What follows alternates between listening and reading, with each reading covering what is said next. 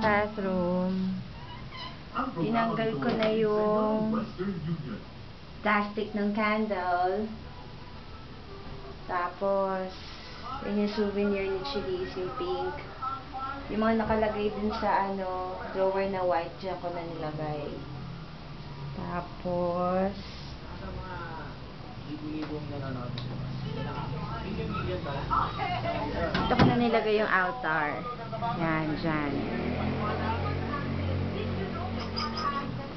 Tapos, ito na siya.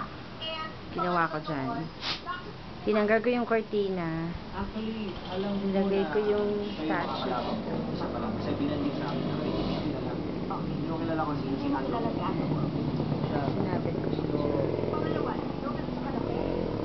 Sinabi sa akin na ang height niya mga 6'2". Yan ang height niya.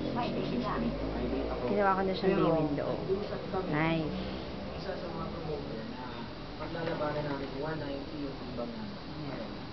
Pero ang timbang niya, 200 plus. tama ba? 230? And then, ikaw ay 195 kung umakit ako. 35 pounds. Okay. Ano ang naramdaman mo, Romel, nung nakabagsak ka na ay hindi ka pa rin? Sinusunto ka pa rin ni Andrew Wong na kahit Ano? professional boxer. Alam nyo, nakisip pag sinuntok ko na. Wala pa.